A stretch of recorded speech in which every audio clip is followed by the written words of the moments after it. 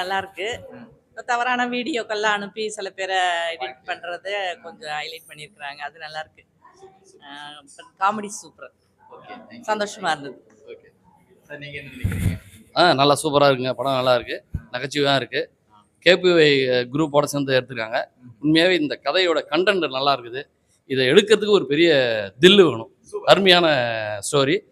இந்த காலத்தில் வந்து வயலண்ட்டாக அது இதுவும் இப்போ பெரிய ரத்தம் குத்து அப்படின்றத பார்க்கும்போது இந்த இது நகைச்சுவையாகவும் எல்லாருமே நல்லா இருந்தது. Super super super. தேங்க்யூ.